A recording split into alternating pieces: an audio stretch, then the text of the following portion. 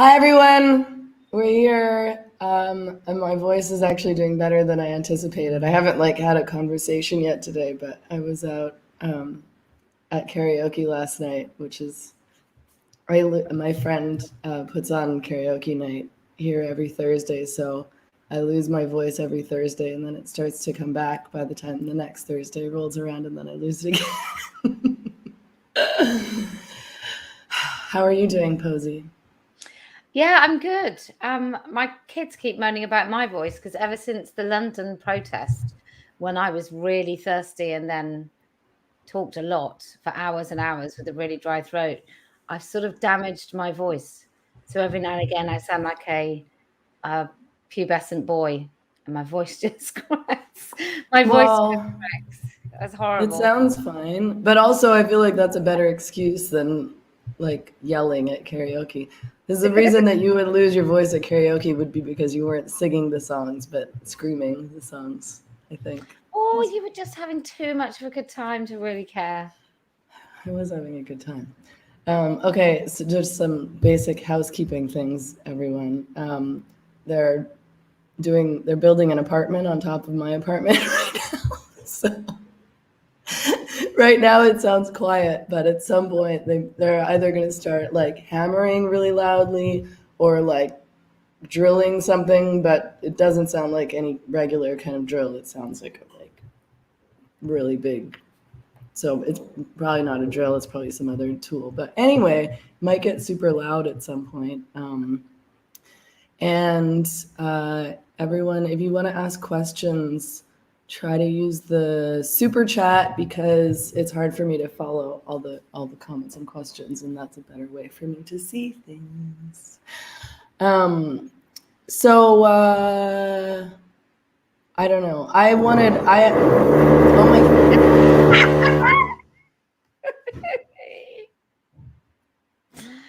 As I said Oh. earlier, this is the price we're all paying for my freedom. That is some loud level drill. I'm just gonna mute myself every time it comes on, and then Posie can just chat. Okay. Okay, so I guess I asked Posie to come on first of all. I mean, there's always things that I want to talk to Posie about, but I was sort of intrigued by by Billie Eilish's comments about pornography. And well, I wouldn't say intrigued actually. It pisses me off because I feel like how loud is it? Can you hear it? Is it super It is quite loud. It does actually feel like my own desk should. So it is quite loud. I think it's bearable. I think it's just about bearable. We'll just have to proceed. What I found about the Billie Eilish comment, and I think what you and I have discussed before, and I'll stop talking now that they've stopped drilling, is the whole aspect of porn and the free speech, freedom of expression kind of whole thing. I just muted myself, so keep talking. Okay. So I think there are really good arguments from a free speech point of view that you could easily decide to bring out to the freedom of expression when it comes to porn. And I think they are well versed and trotted out. In fact, there's that whole what is it, the state versus Larry Flint. However, I ultimately think that porn is harmful. And so that immediately, because I think it incites harm and violence and is a social ill, then I think we have a really good case for saying that it should not, under any circumstance, be part of the freedom of expression, free speech argument. I mean, what pisses me off, I'm really sorry about this. This is super chaotic. I'm trying to just mute it every time it happens. But anyway, look, what pisses me off a lot is that I feel like within this sort of, how is my mic? By the way, am I loud enough? Kind of all right. You just went a bit weird then. I turned it down a bit so that it wouldn't pick up the loudness in the background, but maybe that didn't help. I don't know, whatever, I'm always trying to name this weird category that many of us have found ourselves within, which I sort of refer to as I don't know, heterodox. It used to be called like the intellectual dark web, but essentially sort of like challenging dominant narratives, but also, you know, really advocating for free speech. Is that, I mean, first of all, it's a pretty male dominated group, as always, because they like to only talk to one another. Because I think that heterodox men, just like so many other men, still find one another much more fascinating than they find women. And they seem to forget that women exist sometimes. But, you know, they are like oddly silent on the porn issue. And to me, it's sort of like a glaring hole in the conversations that we're all having. And yeah, and then I think when it does come up, they refuse to actually talk about pornography. They'll talk about censorship and free speech, but they won't actually talk about the porn. Yeah, I think also what's interesting about the Billie Eilish thing is it was allowed to be a story and it was promoted because A, she's female, and B, she talked about watching porn as a child. And so those are permissible things to sort of marry together, if you like, that pornography can be harmful if you're a child. But I wonder what they'd say if she said, it wrecked my last relationship because my boyfriend watched porn. I wonder if that would have really been a headline. Well, no, I mean, men don't want to acknowledge that at all. And the reason that they don't want to acknowledge that is because they watch porn. I think that's like the main thing here that's also being unsaid, is that these guys don't want to talk about the harms of pornography because then they have to be accountable for the fact that they consume pornography. And because I think they probably just don't want to talk about their masturbation habits publicly, which is sort of like fair enough, but it really limits the conversation. I mean, what she said was great because she started watching it as a kid. So yeah, like we can say, and a lot of men will feel comfortable saying, oh, well, yeah, but not for kids. Like if you say like, oh, pornography is harmful, pornography is misogynistic, pornography promotes like, you know, the degradation of women and sexualizes the degradation of women, they'll be like, well, yeah, no, of course kids shouldn't watch it. And it's like, yeah, but the reality is that kids become adults, and almost everyone nowadays who watches porn started watching porn when they were kids. Like what man's porn story is I turned 18 and then discovered pornography? It's never that. It's like they started watching it when they were kids. And now, because of the way that the internet is, because of the way that social media is, and because pornography has been mainstreamed to the point that pornography is all over Instagram, and people just pretend that it's not pornography because it's just chicks on Instagram, you know, it's impossible not to see it. So it's like, oh yeah, kids shouldn't see it. It's like, how are kids not going to see it? Like if it's on the internet, kids are going to see it whether they want to or not, regardless really of like how, I mean, I think parents can do a pretty good job of trying to protect them, but I don't know. I mean, you're a parent, like how do you stop your kids from seeing porn? Well, I don't know that you absolutely can. I think the only governments can do that sort of thing. Like I can't tell you what the recipe for Coca-Cola is. I can't find articles that I know exist online, that I've seen online about certain things in this debate. For example, I was discussing something today. I'll make it this short. There was a policeman that took the police force in the UK to court for discrimination in about 2012. And the reason he took them to court is he wanted the ability, as somebody who had so-called transitioned to being a woman, he wanted to be able to intimately search female suspects. And he felt that he was being discriminated against as a woman because he wasn't allowed to search female suspects, and he won his case. Now, I know that case exists, and I know that I've read it because that's the only reason I know the two things, because I read it online, and I read it before I was banned from Twitter. So before 2018. I now can't find that anywhere, and I know what I'm looking for, and before I didn't know what I was looking for. So we can erase things offline when it's suitable for certain people in certain sort of echelons of power, or when people don't want us to know. But apparently we can't stop teenagers and sometimes younger from accessing the most grotesque, violent, degrading porn. And I think there is no will. at all for anybody to do it. I mean, all you'd have to do is a bank card that appeared on your statement.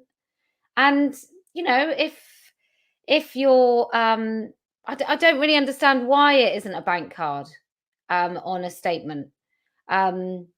Sorry, a bank card that you have to sort of prove that you're 18, because you can't have a bank card. So why can't it be sort of the only way you get to access porn is actually by entering some sort of over 18 passcode or something?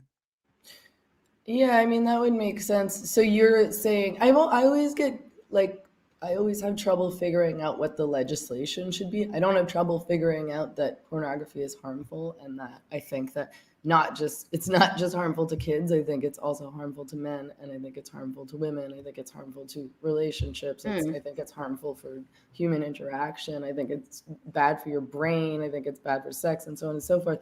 But I always get sort of stuck when it comes to like legislation, because I don't disagree with you. I think that makes sense, but because I think that, you know, at the end of the day, people do need to be accountable. And so, yeah, if it shows up on your credit card statement or your bank statement, that's one way of holding you accountable, because obviously your partner is going to know what you're doing. But still, like, you know, it doesn't address the problem of things like pornography on Twitter and pornography on Instagram. You know, Twitter, this drives me insane, of course, but Twitter fully allows pornography and prostitution on the platform, but then it won't allow, you and I are too harmful, because we say that men can't become women, but it's The whole totally, completely ignore all the pornography. And, you know, same with Instagram. And I think both of those platforms have rules against pornography, and yet it's all over the place. And I think part of the problem is that people pretend like they don't know what pornography is. You know, I've had this argument with men before where it's like, well, it's, you know, well, then what about women in bikinis? And I'm like, I'm not fucking talking about women in bikinis. Give me a break. Like, you know what pornography is, you watch it. Like, the term gaslighting is so overused that I kind of hate using it now. But to me, it is gaslighting when men are like, well, so then no naked women, like no sex? And like, no, give me a break. Everybody knows what pornography looks like, especially you, because you jack off to it every however many days a week. But anyway, what would you say, like, in terms of the legislation or how to deal with it? Well, I think the reason maybe pornography is not seen as such a massive harm is because probably access is during your teenage years, and so therefore you don't have an awareness. But and also for our generation, pornography was very difficult to access. It might have been going in a sex shop. It might have just been somebody had like a small collection, but it wasn't, you couldn't watch pornography like 12 hours a day. There weren't 19-year-olds in our generation going to the GP for erectile dysfunction, which is what's happening now. So as for legislation, I think the first thing you have to do is you have to make sure that children can't watch it, because I think that's when they're gripped into sort of being addicted. And that clearly that can do the most harm, because there's a neurologist, or she might be a behavior, she might be a psychologist, can't remember. She's called Amanda Jane Blackmore, and I always get her name wrong, so it may be something like that. But she said that when she did research into brain development, it was always thought that from 0 to 3, a human, made their most dramatic changes, because obviously you go from infant baby to walking, talking human. However, the biggest changes happen in your puberty, during puberty. So that's when often people end up with finding out that they had these latent sort of psychological issues. That's when we take more risk. That's when we push away our parents and we embrace friendships. But also because of that, that's when the brain is making so many more connections that it's, I guess it's quite obvious that porn has the ability to do really significant damage. So I think, first of all, let's deal with the children. Second of all, in this country, when we talk about porn in schools, there is no notion of don't watch it. There is a notion of, well, they're doing it, so we might as well sort of talk about the harms. They don't talk about the exploitation. They don't talk about the fact that it might map your brain into thinking that certain harmful practices were really, really normal. You know, it doesn't deal with any of the really serious issues that happen in and around porn.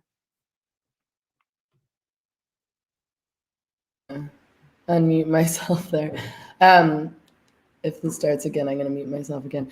I wanted to, just in case people are just tuning in, I just wanted to actually read what Billie Eilish said, unless they start drilling again. And also for people tuning in, they're building an apartment on top of me right now, so not great timing for a live stream. Who can predict these things? I mean, and the funny thing is too that they seem to not stop working. I mean, it's Mexico, right? So they like sometimes they'll work until like 8 or 9 p.m. Sorry. No, I'm like, go ahead. I gotta mute myself. So Meghan, tell them what Billie Eilish said. Let me just find it while we chat. The only story I've got up in front of me is the pansexual furry who went to space. So let me find out what lovely. So BBC. Singer Billie Eilish has described how she suffered nightmares after being exposed to abusive pornography from the age of 11. I just want to say, what the hell were her parents doing? Eilish said the experience led her not to say things that were not good, not to say no to things that were not good when she began having sex. It was because I thought that that's what I was supposed to be attracted to. Oh, she told Howard Stern. If you want to talk about harms of pornography, then maybe don't go on Howard Stern for a start, because he is quite a despicable human being who has a terrible talk show and practically he says the most vile things to women. So that would be my advice to Billie also. She now thinks porn is a disgrace after watching content she described as violent and abusive while growing up. I didn't understand why it was a bad thing. I thought it was how you learn to have sex, Eilish said about watching, adding that her mother was horrified when she told her. I was an advocate and I thought I was one of the guys and would talk about it. And I was thinking it was really cool for not having a problem with it and not seeing why it was bad. She said it was a real problem and it destroyed her brain and caused her to suffer nightmares. She said, I didn't die and I wasn't going to die. Oh, this is about COVID, so that's not about porn. Yeah, I mean, I thought those comments were particularly interesting and then maddening, of course. Let me turn up my mic a bit. Because, I mean, I can't help but blame third wave feminism a bit, like I know that, it's important to blame the porn producers, like the men who make the porn and are profiting from the porn. But I mean, what she said was that I thought this was just how you learned how to have sex, that it was normal, essentially. And that's what everyone thinks. Like, I feel like that's what her generation thinks about pornography. They don't think there's anything wrong with it. They think it's completely normal. They don't differentiate between porn and sex. They don't differentiate between porn and masturbation. Well, you've also got, if you look at music videos or even songs, society, I don't think it's just the internet, because I think MTV brought sort of music videos, and music videos then wanted to be watched, and therefore they got more and more and more sexual. So I think that's to blame. I think even when women were really just depicted as doormats, like almost literal doormats in adverts, and were sort of sexy, it was still gross, but it wasn't like prostitute kind of I'm gonna have sex with you right now gross. It was sexy stuff, seemed to be like, I'm alluring and I will have sex with you. It wasn't so porny, all the sexualized stuff. And I think with MTV, artists like Rihanna, and clearly there's money people that are doing this, right? I don't think women go, oh, I grew up in this society, I suddenly want to sing, and actually what I really want to do is I want to take all my clothes off and I want to look like a stripper. I think the Pussycat Dolls, I can't remember who the most famous, Nicole Schertzinger. She talked about when she first had to do some sort of TV thing after getting in the band, and then she was given the clothes that she had to wear, and she went home and cried. But it was either wear those clothes or you're not in the band. So I think third wave feminism have tried to pretend that all choice is okay as long as women are choosing, and they've forgotten all the bits behind, which is why are women giving these choices and why are they choosing these things? Well, yeah, and I mean, and you can see it in terms of the trajectory of, you know, women who become pop stars, right? Like they start off looking normal. They're banging again.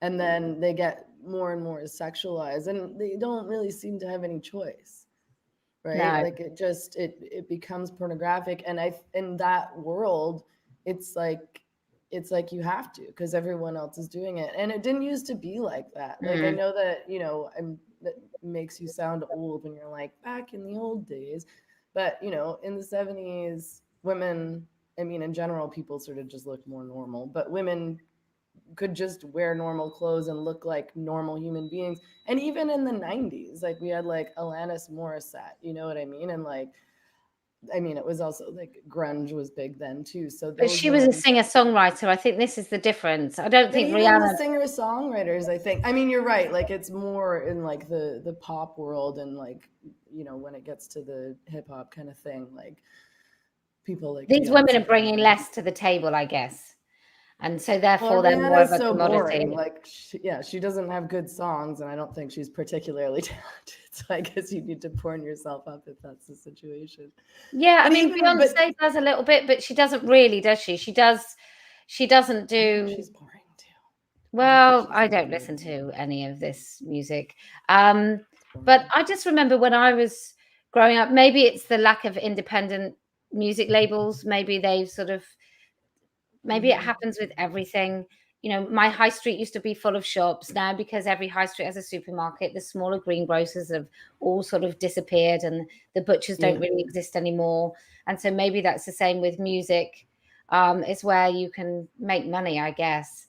But it just corporate kind of entities just ruin everything, because everything becomes formulaic, and the quickest way to take money out of that person is all they're really interested in.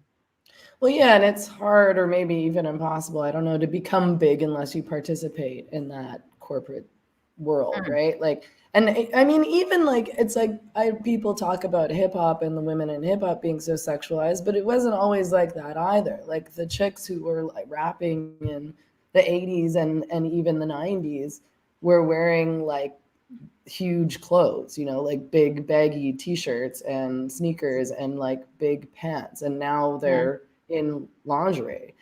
All Yeah. of them. Like I And can't even think of. nobody talked. So my oldest son is 20 nearly, and he was listening to some 80s music.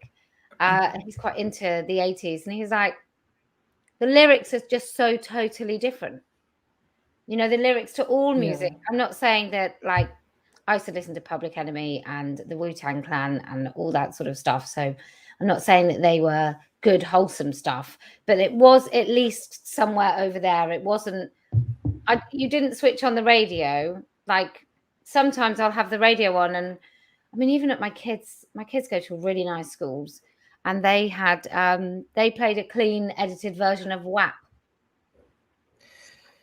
I mean, I do want to just say that I really like all this music. Like I listen to it. Oh, actually, I shouldn't say that. I don't like the like super poppy stuff for the most part. I do like WAP, but I Do think you? Beyonce and Rihanna I are hate Cardi mostly B. boring. I mean, I don't love her, but I do like that song. Like as in like this is a fun song, but I'm not like a massive fan or anything.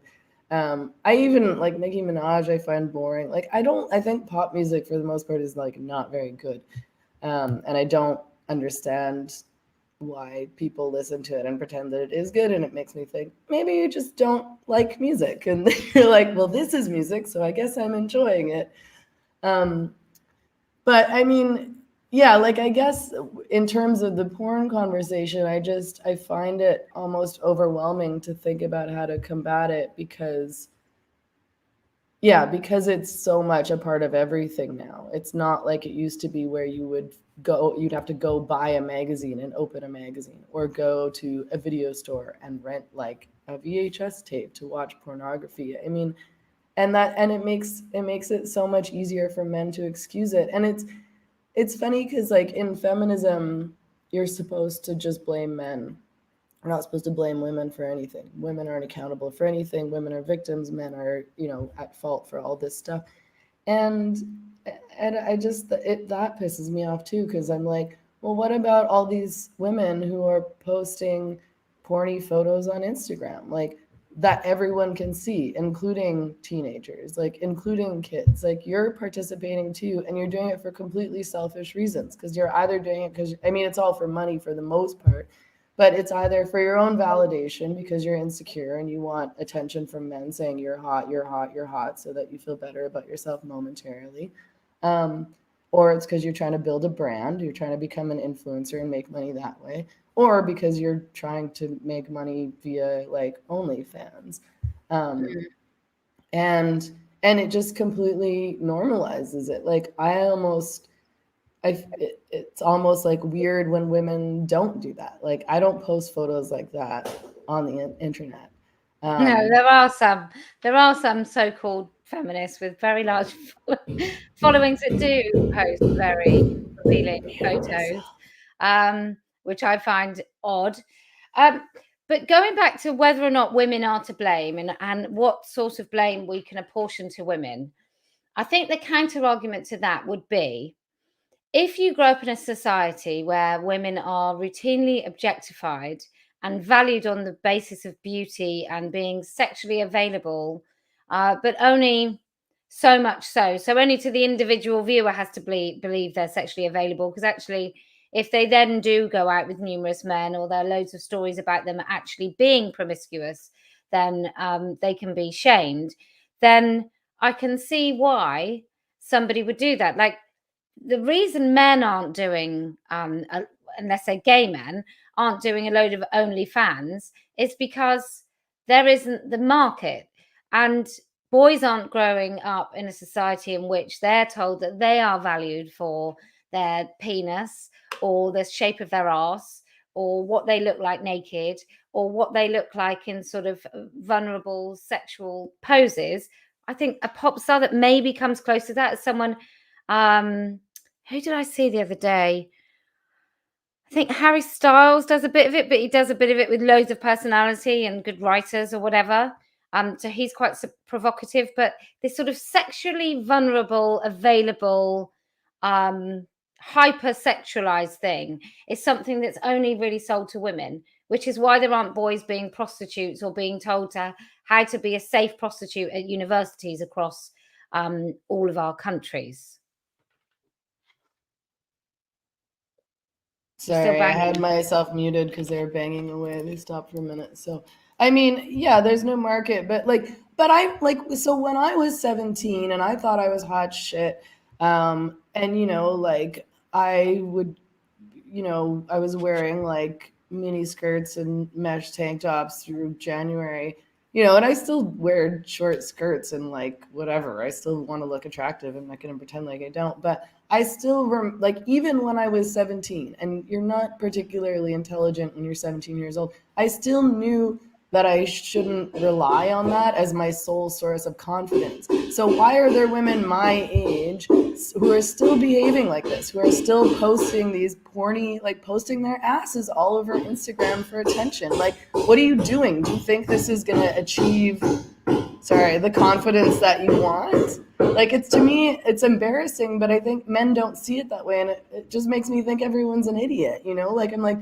what do you, well, she's just, she's just confident in her body. And I'm like, no, it's the opposite of that. If you were confident in your body, you'd probably just wear a regular fucking t-shirt.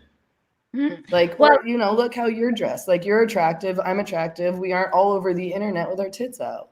nobody wants to see me in a tank top. But look, I think I totally agree with you. I think there has been there's been this weird thing where affirmation and instant sort of likes are far more important than other things. And I believe truly that people do things that give them a trade-off. There's always a trade-off. Whatever it is that you're doing, ultimately it benefits you in some way. Now, some people are very short-sighted and they don't understand that what they're doing is both harmful for women as a whole. That goes for the trans stuff, the porn stuff, that goes for all of it. And also harmful for them as an individual when the whole lot of women are damaged as a whole. And then also that them as an individual, by their own individual actions, will eventually get to a point where they have harmed themselves. I remember sitting in the back of a taxi with somebody who said, now I've been with my husband since 1998. And someone was like, you know, I think she'd slept with about 200 men and she was about 28. And she said, you know, I sleep with these guys and they just don't stick around. I was like, have you changed anything you're doing? Have you sort of thought maybe it would be a good idea if you're looking for something more not to sleep with men, because actually we aren't the same as men, and our just even the structure of our bodies means that we have a different experience in a very short term relationship. I don't mean every single time someone has a one night stand is absolutely terrible. I'm just saying, I would say if a man had 100 one night stands and a woman had 100 one night stands, the man would have 100 more pleasurable stories to talk about maybe than the woman. Yeah, I mean, that's the thing, is that psychologically and physiologically it's different. And I don't have a problem with casual sex. I've had casual sex before. But it's much easier for, like you say, a man to have a pleasurable experience with somebody they don't know, aren't connected to, don't have any kind of relationship with, don't have trust, versus a woman who's probably not going to have an orgasm like via a one night stand with somebody they met in a bar. And they're going to care whether or not that guy calls. And it doesn't, and I think that's the difference. I'm talking about general, and I'm talking about repeated behavior. I'm not talking about every single time a woman has a sexual encounter with a man, she wants to kind of see it through to marriage and kids. I just mean that it is more likely in the morning, if that man, if a woman gets up and leaves and doesn't say, call me, I would imagine a man is far less likely to be heartbroken at that point, or feel like they've been used, or feel like a little bit of a chip in their self-esteem. Yeah, I think in general, and whatever, not always. Sometimes it goes the other way. Going back to the I muted myself again. okay. Sorry. Going back to the whole porn thing and how men and women see it differently.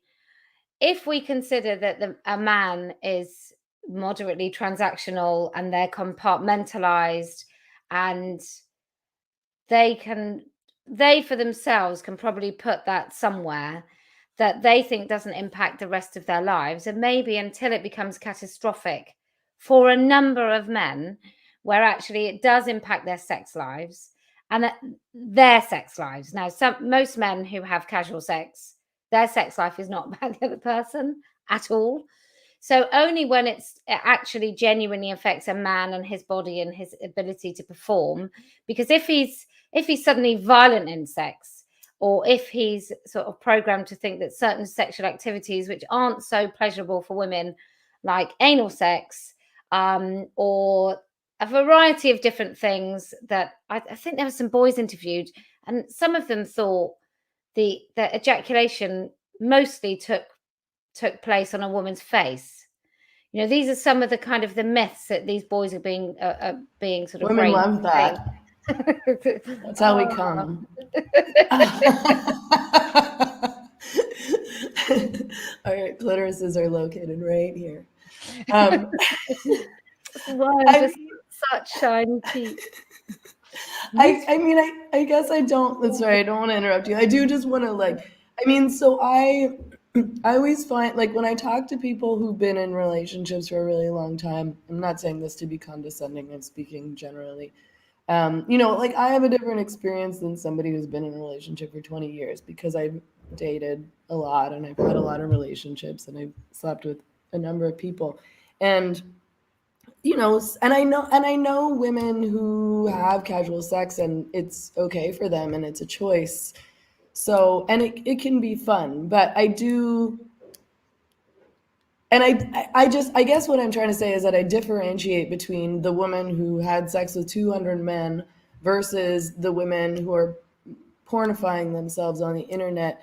I mean, it depends on the person, I suppose, but I do think that like the women who are getting their validation or their so-called confidence via posting sexualized photos of themselves on the internet, that they're obviously, you know, editing and airbrushing and putting all sorts of filters on. Not that there's anything wrong with filters and airbrushing, but I, you know, like it's their life is taking photos of themselves and then, you know, studying 100 photos to choose the best one and then editing it and then putting it on the internet and waiting for likes. I mean, that's like so mentally unhealthy. Mm. And you're literally not getting anything out of it, and it literally has nothing to do with sex. I mean, that's the ironic thing about those kinds of photos versus a woman who's maybe having casual sex or sleeping with a lot of guys, because she may be getting some sort of pleasure out of it, she may be like turned on, it is literally sex, but those women aren't feeling sexual when they're taking those photos of themselves, and they're not being turned on, they're not gaining any kind of, you know, physical or sexual pleasure from posting photos on the internet for men to jack off to. And these men are literally complete strangers. Like, well, a lot of what I don't get out of it is it's like, okay, yeah, like I want my boyfriend to think I'm attractive and be turned on by me. I want the people who know me to like me because they know me. I don't really like, I'm not going to get anything from a bunch of strangers telling me they like my tits. Like, who cares? Like, I But really don't even get it. But they do. Clearly, they're getting something. Now, I wonder if it's this sort of whole society wide. I wonder if pornography has enabled some of it, as well as the trans stuff, as well as sort of the disconnect, surrogacy. There's many things that happen to us that are completely separating real human experience from our bodies. So I think women posing on the internet and becoming something that they're not. So they might look more slim, their breasts might look bigger, they might have lip filler, they might have a wig on, they might think they look the best versions of themselves. And they need the validation from men, but they also earn money. And so that makes them foolishly feel somehow empowered because they're taking these men's money.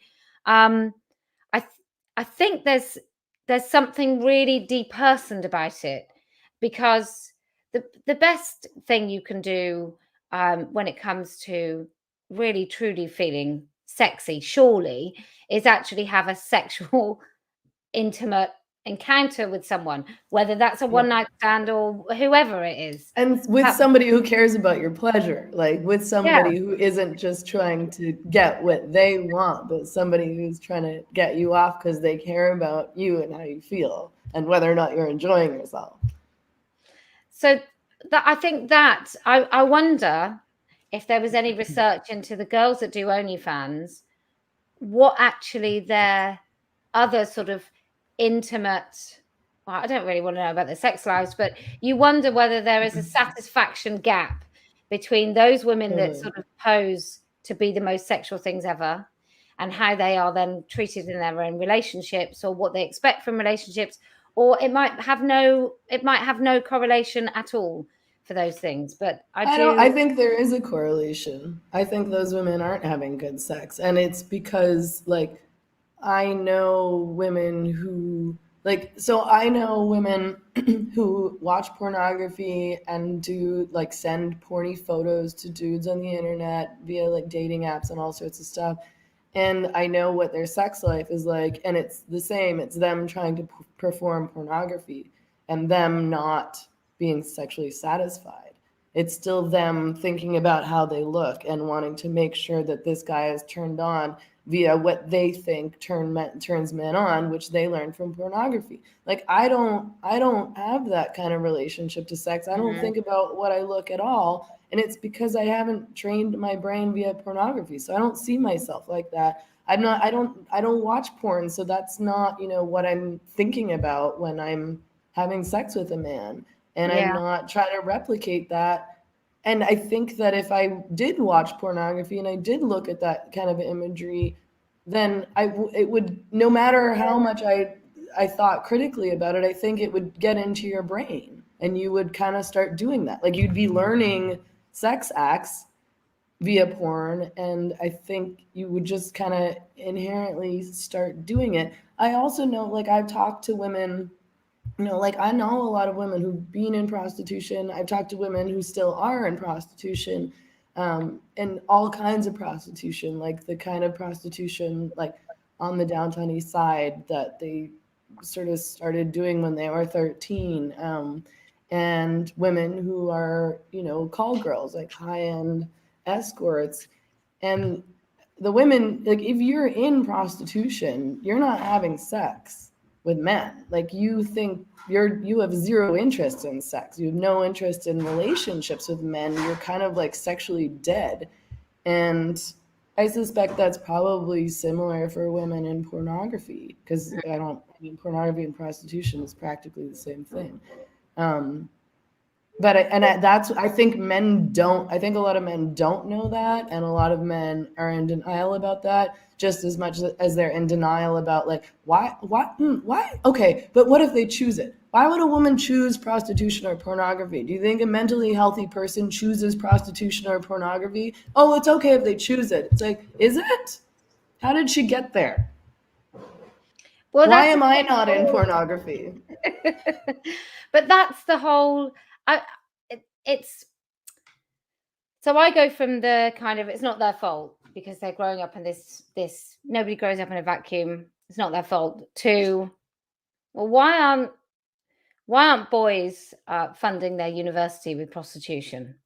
Like, why? What is it that we're feeding to girls that makes them think that it's an okay thing to do? Like, have we really groomed an entire generation of girls to think that the best thing that they could possibly do is service men and get paid for it? Like, have we lost aspiration or something? It just seems really weird that anybody would think of doing it. When I remember a bloke in my work had gone to see a prostitute, gone to a brothel.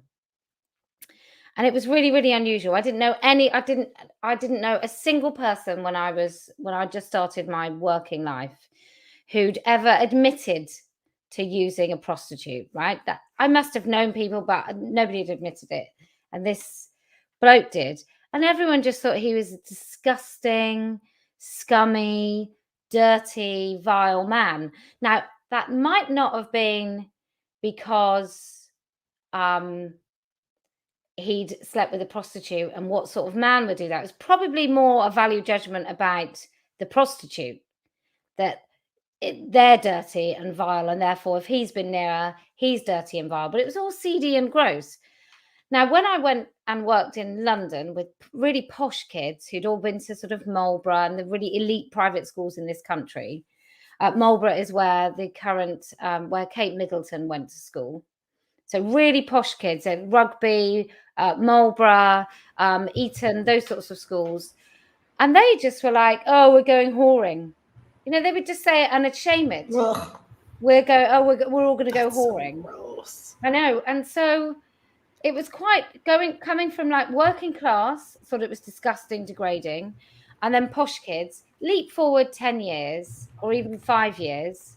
And my husband worked with a guy who came back to our house one night. He's quite a fragile man. His mother had committed suicide. The last thing he'd ever said to her was tell her to F off. I think there was some other really dodgy stuff that had happened when she clearly was really mentally unwell, and she'd put them through stuff, and there was other people involved. It was terrible.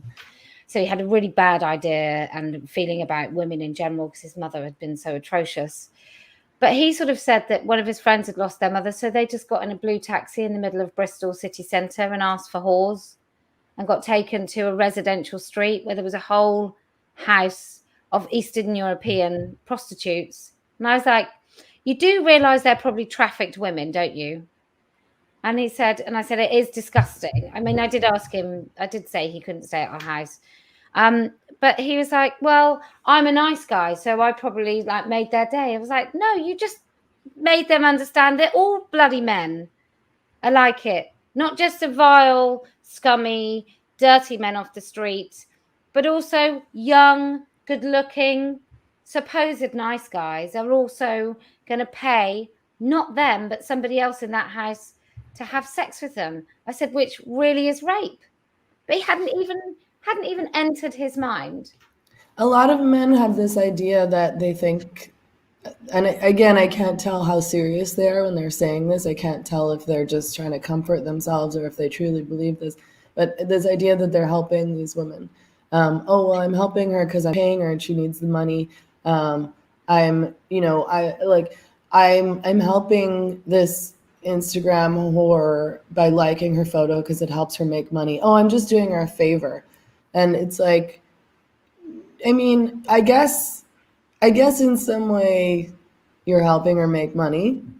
You're giving her money, but don't pretend this is about her. This is about you. You're not doing this because you're like, I'm going to go help this lady. You know what I mean? You're doing it because it's all about you. And I mean, and the Instagram thing bothers me because it's like, if you're on Instagram and you're liking women's porny photos, like you're advertising it. Oh You yeah. know, it's not embarrassing anymore. It's not like, I mean, I'm sure some men are ashamed about their porn habits depending on what they watch. But I think all of this is so normalized that they don't even feel like they have to hide it anymore. They're like, oh, but everyone watches porn. Like all these cool chicks that I talk to love porn. And, you know, again, this is where I start blaming women as well, because I'm like, I get so angry when women tell men or tell women, you know, like when I'm making anti-porn arguments and they're like, oh, well, I watch porn. I like porn. I'm like, cool. You're so cool. Like, thanks for helping out. Like That's even the why Billie are you Eilish doing thing, though, this? isn't it? The Billie Eilish, the reason Billie Eilish also was allowed to say it is, oh, actually, women do watch porn. You know, it was just too perfect a story, really. That it's like, yeah, women do it too. And actually, I don't know how many women do it. But and I know it's a growing market, but you can definitely, I mean, look, I'm in a country now where if the country locked down tomorrow, most people would just go along with it. I think you can pretty much coerce people and manipulate people into doing anything. So the idea that you couldn't sort of coerce women into thinking they enjoy porn. I've mentioned to a friend of mine about porn. I was like, how do pornographers make their money? Because most of it is for free, and like, if you pay for it, what more do you get? Like, are men really watching porn for like hours, or is a 7-minute video that's free on one of the many hosting platforms, is that enough? Or like, where are you going once you start paying for it? So how are they making their money? Like, I know they advertise, but like, it's just such big business. And she said, oh, have you seen taxi porn? I think she called it. And I was like, I talk to people about porn a lot and I've never heard of that. So she said, oh, my husband's brother, he told us about it. And I was like, oh, why did he tell you about it? Oh, gave us the how to find it or whatever. And then it transpired that her husband watches porn nearly all the time when he's at home. Had been going to sort of clubs and things. And she What do you didn't like, mean clubs? Like strip clubs or like yeah, sex clubs? strip clubs. Okay. I think that hadn't, because they'd moved about the country a lot. But she sort of basically said she didn't like it, and he'd continue to do it. because that's what men do. And I think most women think that. I mean, anyway, finish. But I think most women think they can't do anything about it, and they've been told that all men watch porn, and their partners tell them all men watch porn, and you know, like, and feel like, what are they gonna do? Like, keep nagging their partner about it? I just can't. I mean, look, I'm not the most wonderful woman in the world, but even on a really basic level, even if I knew no arguments, even if I didn't think that women were coerced and exploited, even if I didn't think that porn was actually a terrible blight on most people's psyches that have anything to do with the industry, why would I want the person that I'm having sex with to be aroused by someone other than me? I know that part gets me too, because I'm like, you know, I do think it's kind of a form of cheating. And I know that makes me sound like a giant prude from the 50s, but it's like, you're engaging in sex acts with other women, as far as I'm concerned. It's not like people have been fed the line over and over and over again that it's just a fantasy. And, you know, like, obviously men like to look at other women or they like to look at naked chicks, like. But I mean, you're making a choice. Like, if you're watching actual pornography, it's not just you're looking at a beautiful woman who's walking by you on the street. If you're actually making a choice to look at and masturbate to another woman's body or sex acts or whatever, like, it kind of is it. Like, I don't want, like, would he be okay if I were watching a video of a man masturbating, like, another man? Like, isn't that sort of a form of cheating? Like, To be fair, would you be okay? no, I mean, that's disgusting. Like, I don't want to look at any man's penis except for, you know, the person I'm having sex with. But because I have to go in about 15. But oh, okay. I really want to explore, because I think both you and I frequently have conversations with men about the free speech, freedom of expression angle of it. And I always find, you know, when the free speech absolutists, for example, they're like, well, you know, we should just educate people. And actually, who are you to decide what people can and can't do? How do you think we defeat the argument that it isn't part of the freedom of expression, freedom of speech? And what do you think the parallels would be? So what other kind of massive thing doesn't come under free speech that is actually about people's behavior? Well, I mean, in terms of the porn thing specifically, because I've thought about this argument quite a lot, I don't know if I can think about anything that's sufficiently comparable at the moment. But I mean, what I've always said is, I'm like, well, porn isn't speech. These are real people. And it's essentially prostitution. Like, if you're paying a woman to have sex with another man, or you're paying her to perform sex acts, like, that's prostitution.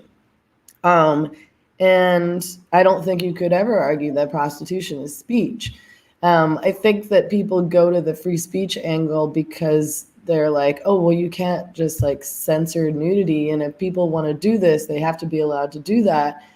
But of course, you know, I mean, yeah, it's not speech, it's imagery. And I don't think that you can easily prove that any woman really wants to do pornography or prostitution. And if somebody really, really, really wants to do it, then they should do it for free. So fine. If you want to create pornography for free, that you're not making any money off of that, then that's okay. I'm okay. I mean, I think it's harmful in other ways, but I will allow for that. But if you're making money off of it, then it becomes a totally different thing. This is like either, I mean, we can look at this from a number of angles. We can say, okay, well, this is a business, then therefore it should be regulated just like any other business. Like, why is this not regulated at all? Don't pretend that this is about speech. Don't pretend that this is about sex. This is about money and profit.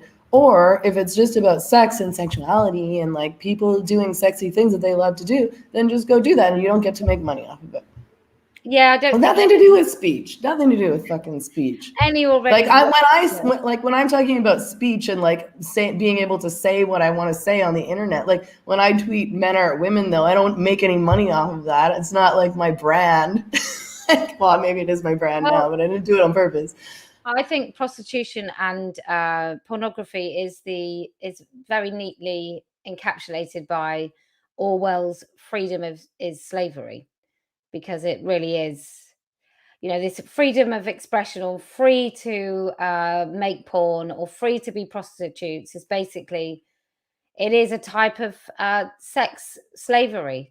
And so we just, maybe the person coming from Indonesia to build the stadiums in Qatar came of their own free will, but then they weren't allowed to leave and died building the bloody thing. Maybe they enjoyed themselves. I mean, can we ask all of them? Maybe some of them liked it. Maybe some of the slaves were happy. I bet some of them were. It's just so, I sort of think when these men particularly talk about freedom to choose to do that, I don't know. I don't know why. Well, yes, I do. Because men have a different transactional experience with sex, that's why for them it's something that they can't comprehend. That would be a terrible thing for someone's psyche. And I really do think for women, it just is. It's just a totally different transaction, isn't it? Yeah. I think some gay performers also suffer. I don't think it's just women. Yeah, I think you're right. I think that women have a totally different experience when it comes to sex than men. And I think women know what it feels like to feel used and treated badly and degraded in sex by men. And I don't think most men know what that feels like. Maybe gay men do, because it's men having sex with them, and men are very good at treating people badly in sex. But it's practically impossible for a woman to degrade a man in that way, in a sexual experience, unless it's like a woman having sex with a child or a youth or something like that. So yeah, I think that they can't imagine what that feels like. And to them, I think to men, sex is only a positive thing. And that's just not the case for women. You know what I mean? Like sex can only be seen as a good thing. I like it. It makes me feel good. I enjoyed that. That's where it ends for most men, right? Well, I do think now that the harms of pornography is sort of coming home to roost on a lack of erection. I think there may be a change. I think it's only men that are going to change prostitution. Women have been, pornography. Women have been talking about the harms of porn. Even some of the biggest sort of female stars, when they come out of porn, when they survive the industry and talk about it, men don't really care. Men will watch women clearly look in pain, clearly look really uncomfortable and under duress, and it doesn't seem to make them change their minds. No, well, I mean, men are very good at compartmentalizing stuff. So even if they did watch that and they were like, oh, that's terrible, they would be like, oh, well, it's too bad that that happened to her. But all the other women seem fine. Yeah, I mean, at the end of the day, they just want to keep doing what they want to do. Like, it's that it's like, I like porn, I want to keep using porn, so I don't really want to think about that, so I'm not going to. I mean, you did make that terrible statement where you actually said, how can we solve it? I think, yeah, it's so awful. I think it's important to talk to kids about it before they've done it. So yeah. I sort of, when my kids were really small, they watched Where the Wild Things Are, which is a very bleak Nordic, I think it is, children's book. It's a horrible book. It's really, really famous and loads of people love it, but it's not a very nice book, and it's a really bad film. It's called Where the Wild Things Are. It's like a kid's book. Oh yeah, I know that book. I read that all the time when I was a kid. I don't actually remember it very well, but we had that book and other books by that Maurice Sendak. Is that right? Don't Anyway, know. go But on. the film was dark, and it was about a little boy, and he ran away to an island, and it's like humans, and then the monsters are all made out of weird things. And there was this monster that had 2 sticks for an arm, and in a fight, someone broke his arm, right? And for my older boys, one of them couldn't sleep. You couldn't mention it. You could not mention it for about 5 years. You could not mention this stick being broken because it had totally just stayed in his brain. So what I said to my children when they were approaching the ages where people might be sharing stuff at school and so on, that actually that little mark that stick had left in his mind, that's how powerful things are that you see, and narratives. That's how powerful these things are. So when you do eventually have sex with somebody, it's really enjoyable. It's a wonderful sharing experience as long as both people are happy and consenting and old enough to consent. It's a really wonderful thing. But if you watch porn, then it has the ability to change every single thing that can possibly be a good thing about sex. And I don't know if it worked because I've never asked them outright if they've watched porn, but I know that they both have dim views about boys that just talk about it endlessly. One of my sons sort of left all of his friends and joined a different group in the last year of secondary school, which was when he was 16, because all the boys he was going around with talked about was the porn they'd watched, and he just didn't want to be part of that. I mean, it's really juvenile. Like, there's men who are like that too, right? And I'm just like, what do you like? I feel like it's like I feel like boys and men do that because they're trying to prove something to one another. Like, it's sort of like, it's like a male bonding thing. Like, they're like, oh, I like tits, you like tits too, right? We're real men. And like, you guys sound like kids, and so whatever. I guess I'm more forgiving of kids who do it, but because they think that's what they're supposed to do. But adult men who behave in that way are really kind of embarrassing. I mean, it's like, I mean, that's impressive about your kid, and it's good that you say that because it does show that things can be different. Like, things don't have to be that way, and parents really do have to be accountable for what they're teaching kids. Like, you do have to talk to your kids about pornography, because they're going to see it. Like, if they don't see it on the internet, on their own phones or computers at home, like, boys at school are going to show it to them. You know, they're going to be like, look at this nude that this chick sent me because she's trying to get validation or my attention. Or they're going to show them literal pornography, or, you know, they're going to be talking about it. And, you know, kids, yeah, I guess it does make you wonder how a kid grows up watching pornography. Like, Billie Eilish said that her mom was horrified when she told her, but it's like, well, when you were 11 years old, how were you watching porn and your parents didn't know? Or, like, you know, I guess it's possible for them not to know. But Well, why didn't they should have had a conversation? I mean, they should be talking about this in sex ed at school, but of course they're not, because I think sex ed at school now is, I don't know, talking about maybe you're actually a girl, right? yeah. They're teaching them porn practically. Oh, you like dresses? You like girls' clothes? Guess you're a girl. Well, I think that every single generation of parents faces a different sort of threat, and for us it is the internet. I mean, Yeah. I sometimes have moments where I think actually we can put the internet back in the box, and we can maybe stop kids being able to comment on stuff, and read comments and only read content. I wonder if I don't think there's any appetite to do it whatsoever, but I think that pornography is one of the many harms from the internet. But I think as a whole, for kids, I think it's horrendous. I mean, Yeah, totally.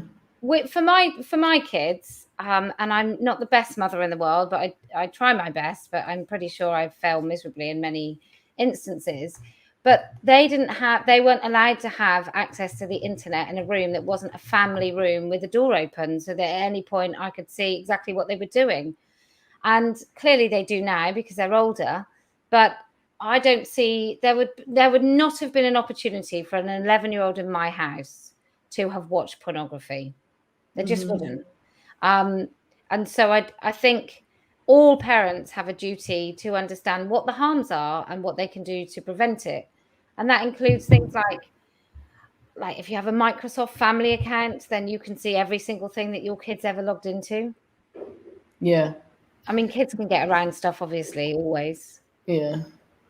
I mean, I don't know. I guess, yeah, I don't know. I'm not a parent, but I can only imagine the stress of having, kids that are going to be able to access. It's not just pornography, but it's social media in general, like that's like rewiring and shaping their brains, and and just the way that girls grow up seeing themselves is so different. And this is connected to pornography too, but just taking selfies, right? Seeing their own face all the time. Constantly. Everyone who is in the generation younger than me, because so I grew up without the internet. The internet didn't really I got my first email account when I was probably 18 or something like that. And then that was just email. I wasn't online, and I was even pretty late to all the social media stuff. I think I probably got a Facebook account in 2007 or something like that. I'm an adult at this point. But everybody in the generation younger than me thinks it's so normal to constantly post photos of their faces all over the internet, as if anybody wants to look at a photo of your fucking face. Who cares? Oh, your face, interesting. This tells me nothing about your life. I'll forgive it if it's funny, or if it's part of I'm doing this thing, so here's me, and there's something added to it. But just the constant, and there's so many feminists who do this too. There's some specific women that I'm thinking of, and I hope you know that I'm talking about you. But it's why are you constantly taking photos of yourself in a mirror like you're in 2008 and posting them all over the internet, or posting photo? Oh, it's my new profile photo. This is my face. I'm you're so embarrassing, and but they think it's normal because that's how they were raised, and that's what they saw women doing. And just that, I think, is so unhealthy. It's teaching vanity, and it's teaching you to kind of scrutinize the way you look, right? Yeah, there's a thing that I often think about today, and that's that in order to be someone, you don't really have to do anything anymore. You just have to take enough pictures, or you just have to get enough likes, or you just have to come out as whatever. And then suddenly you've got a whole personality and an achievement. And I think with the vanity stuff, I think for women, narcissism comes in that form. I also think some of the people that identify as trans that are women, I think they're also quite narcissistic. But it's very interesting. There's an experiment where a man was looking at the overpopulation of the world, and he decided to put mice who had everything they could possibly need. So they could go to a particular place, there would be food, there was stuff to nest. And what sort of happened with these mice who had everything is eventually they just went a bit mad. So the males stopped being interested in the females. The males would just randomly attack each other, and they would be passive when they were attacked. But I wonder if we're there. I wonder if without an organized religion and a purpose to fulfill this life in order to succeed in the afterlife, and the fact that there is not much struggle because there's maybe no place to go for a certain section of society. And don't get me started on billionaires. I think they're all mad. But I wonder if that just has a really I wonder if narcissism is a direct consequence of that. Yeah, I do. I think it's true that I think we have too much. Like, I think that people, I mean, not everybody, but there's the people who engage in this kind of behavior are incredibly privileged people, middle to upper class people, too much time on their hand, no meaning in life. And I think that does have a lot to do with, I've always been like anti-religion, you know, like I grew up an atheist, but like I think that the fact that that religion isn't like a foundational part of our culture anymore means people they don't have meaning and they don't have direction, they don't have a moral code. You know what I mean? Like they Yeah. don't, there's no incentive to have morals or ethics at all. And it's narcissism is encouraged. And so people don't think that their behavior has to have meaning. I'm not sure if I'm articulating this well, but the things that they do, like it doesn't matter to them if it's a good thing for them as a human being, if there's like a purpose to it. It's just, well, I like doing this, I want to do this, and that's the end of the story. And you know, family is a lot less important to people nowadays. People have smaller families, they don't have extended families, they don't have community. They don't have And any responsibility to their families. no, and things are even worse now because of COVID. So people are working at home, they're like alone a lot more, they're online a lot more. And so this has become meaning to them, posting things on the internet, whether it's their face or their, you know, virtue signaling for that version of attention. And I've got grown female friends who do things like making memories, like pictures of everything they ever do with their kids, making memories, best friends, old friends are the good friends, new so friends, weird. faraway friends, hashtag BFFs. I'm like, you're 45, love. And who cares? Nobody cares. Oh, I wish I was you.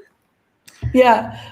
Like, well, and like posting everything you do on the internet, like, why? Like, for what? Like, nobody gives a shit about your boring life and your boring kids. Sorry, but everyone's kids are boring unless they're your own kids. I think you've said that before too. I Like, have.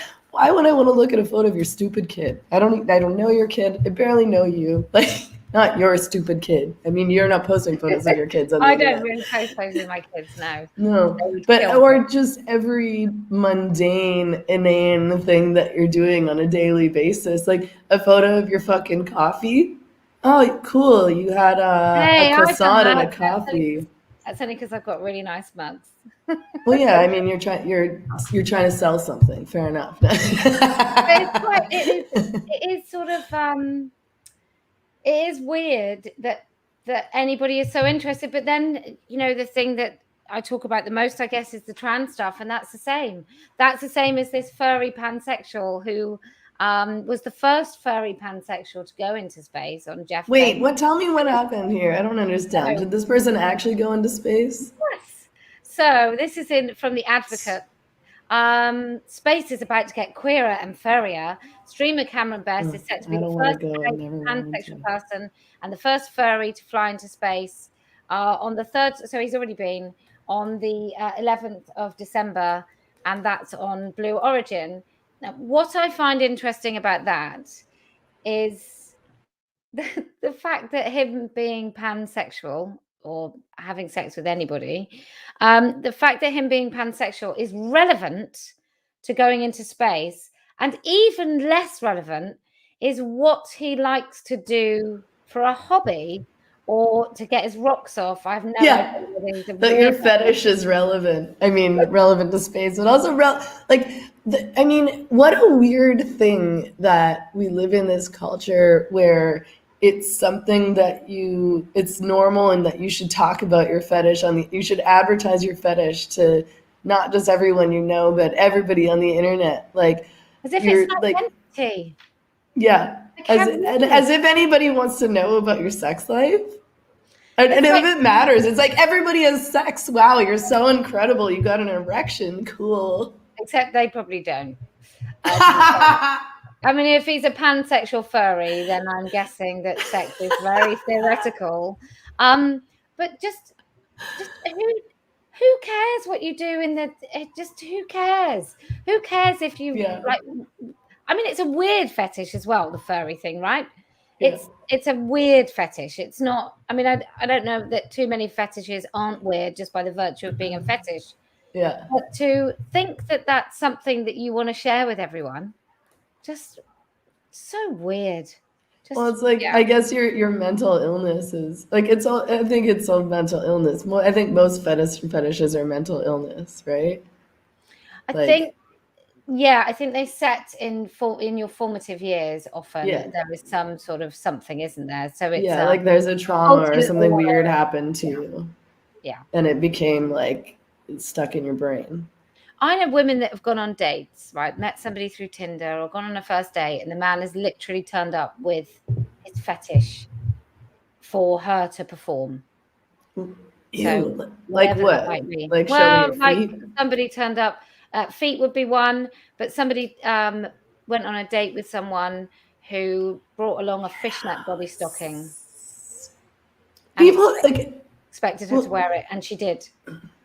ew, I would never do that.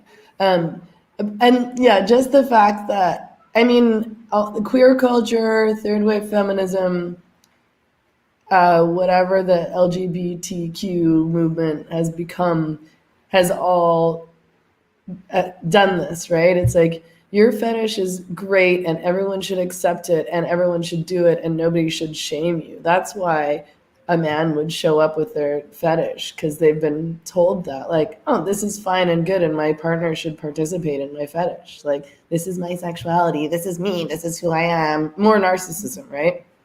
But I mean, I said to the when she sort of said, "Oh, and I felt really sexy," he was just really excited, and I was like, "Don't you think you could have been anyone, as long as you had the fetish bit? Because he's not really having sex with you. Yeah. He's enjoying his fetish. You could have been Yeah. anyone." Anyway, she This went is out with what him for a turns them while, and on. So, well, she went out with him for quite a while, and actually, it just got progressively worse. And I think one day she just sort of caught sight of herself and just thought, "I have no idea what I'm doing."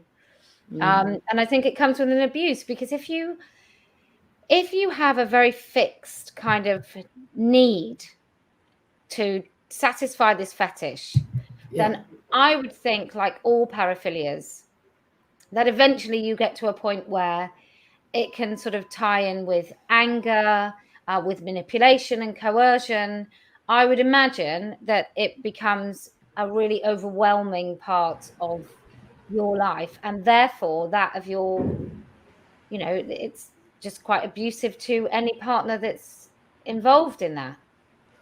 Yeah, well, and I think porn plays that role for a lot of men too, because they've become, I've had female friends whose partners can't get it up with them, or can't come from, regular sex essentially because they've, trained their Next day. brains and penises.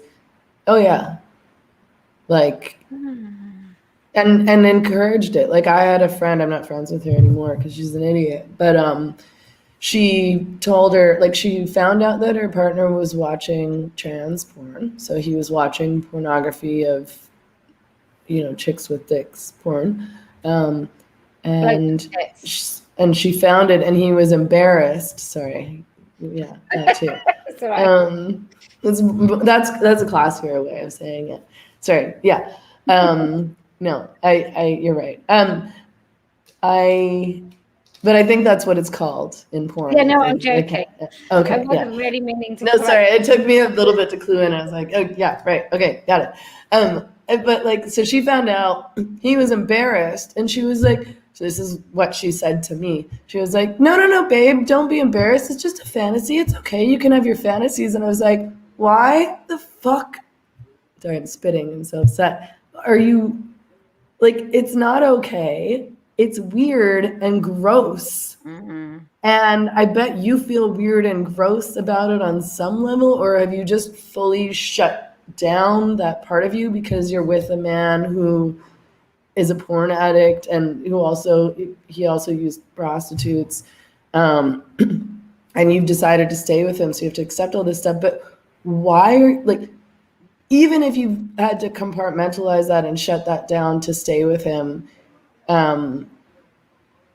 why would you literally say to him, no, babe, that's okay, it's just a fantasy, when he feels embarrassed? It wasn't like he was defending himself when she found out, and she was like, what, I'm allowed to do what I want, fuck you, like, no. He was embarrassed, and she comforted him.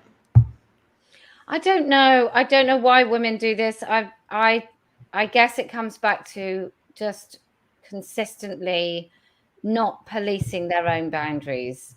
And I think women have forgotten to, not all women, but maybe it's people anyway, but I just have really rigid boundaries. And I got told off for saying this before, but I am going to say it again. And that's because my boundaries are very rigid, and I'm very hyper aware of anybody that tries to erode them. So, for example, if somebody's quite rude to me or dismissive, I don't wear it. I can't ignore it. I have to label it, name it, and push it back. I'm just not having it. I'm not going to feel uncomfortable for somebody else. And I do think a lot of women, maybe they're just so desperate to have a partner that they want it to be okay. They want everything to be okay all the time. Yeah. No. I will say it's complicated. I've been in a lot of relationships with men where I'm not going to say that I've accepted things like that I don't like, or things like porn use or whatever, I'm angry about it and I express anger about it and I talk to them about it and I don't let it go and I don't pretend that it's okay. But okay. And and there's more than one part to a human being. So I guess I'm saying I understand why a woman would want to stay. Maybe they do love them, or maybe they need them for some other reason. But I think that a lot of it has to do with the fact that they think they don't have any other choice. And you hear young women saying this, like, well, I can't not date a young man, these are young women, who doesn't watch porn because they all do. So what am I supposed to do? Just not date anyone? But so I would say, I think at least don't accept it. Like, at least if you're dating a man who watches porn, at least don't make it okay, and don't comfort him, and don't be like, oh yeah, it's just a fantasy, it's totally normal. Like, be honest about it. It's not okay. It's harmful in a myriad of ways. It's harmful to our relationship. It's harmful to my sex life. It makes me feel bad, and you're my partner, and you should care that it makes me feel bad.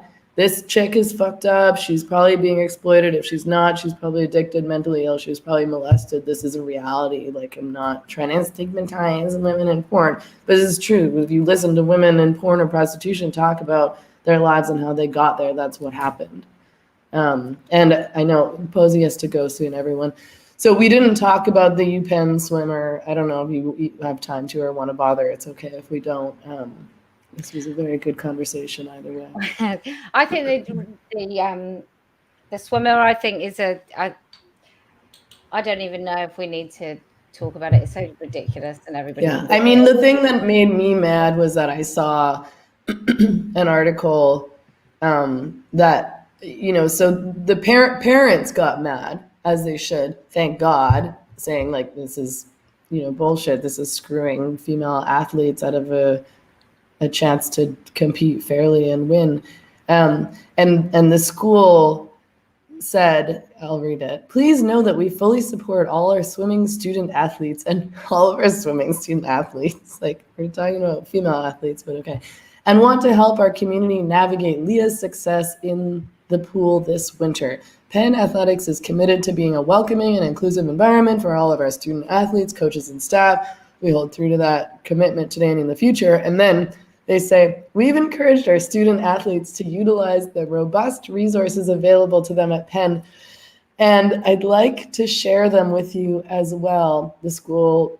And then they provided links to counseling and psychological services. So they're basically saying, like, like, all of these female athletes who are getting gaslighted and screwed over should just, go talk to a therapist or a counselor about it.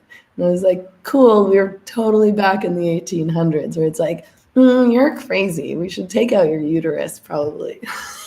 You know what I mean? It's quite difficult to imagine what goes on in those rooms. The only thing that can that can explain it is that they predicted that there would be some backlash, but they've already been kind of educated in how to deal with that, and it will be, let's support the females by educating them and letting them know that this person is truly wonderful and they need to be less prejudiced, because you don't reach that once. If you haven't thought about any of those things beforehand, that is not a solution you'd come up with. No, yeah, you're right. I mean, to me, like it's so much. I mean, it is. To me, it is connected to the porn conversation because it's all about gaslighting women, right? It's all trying. It's all about forcing women. Like it's making me upset even thinking about it. Like it's making me feel nauseous and anxious. It's forcing women to try to be okay with something they're not okay with, and continually trying to convince themselves that a thing is okay when they know in their gut that it's not okay. And it's what abusers do. No, Well, you're I do crazy. think This is totally normal behavior. Stop freaking out. You're hysterical. I do wonder when this all chaos reaches its very big fat peak, and many women have been gaslit. Um, I do wonder where we'll be, what it will look like when we literally are in sort of 1984 and people can't speak and people don't even know the truth anymore. I do wonder how we survive it as a human race. I wonder what will happen, whether there will be an almighty physical war. Maybe China will invade Taiwan. I don't know. I don't know what's going to stop it, but it's going to be something quite catastrophic, I think. It's going to be the thing that stops what the hell we're going through right now. I certainly I don't think I could believe in God, even if I felt it was better for society. I don't think I could. No, me neither. I've got no place in my belief system for that at all. No, it's not rational to me, and I can't do irrational to that extent. But the new irrational, I would say, is a lot uglier. But I still can't do it. Yeah. I mean, I think I like, sorry to be cynical, but I think it's like the end of civilization, right? Like I hope that I'm wrong, but I think that's what we're witnessing. And you know what Douglas Murray talked about is true, which is that he said, you know, when I'm totally paraphrasing, but like at the decline of civilization, the end of civilizations, we start to see this hyper focus on gender and gender bending. And I think also what happens is, I don't know if he said this or somebody else said this or many people have said this or we've just witnessed this in history, but people get super, oh God, I forgot, hedonistic, which is what people are doing. They're overindulging in everything. Neil Food, Paglia talked about it. pornography. Okay.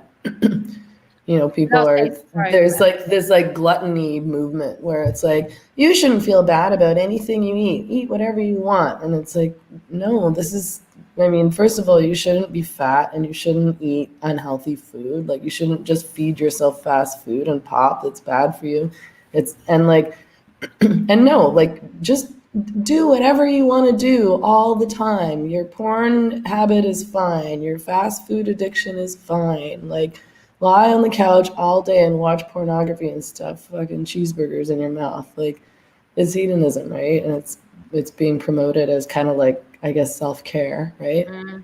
I think both ancient Greece and Rome reached these sort of crescendo points, these breaking points. Yeah. Oh, Posie has to go, you guys. It's really late for her. I think it's like 11:30 p.m. there. But thank you for coming on. I really appreciate it. It was good to talk with you about all this. always great to talk to you. We will have to do another when we make our announcement. Yes, we will have an announcement soon. Very exciting. Thanks everyone for tuning in. Subscribe to my channel. Everybody else says that, so I think you're supposed to say that. Subscribe so that you can get notifications when we go live with Posie. Have a great weekend, everybody. Have a great weekend, Posie. Bye. Bye-bye. Bye.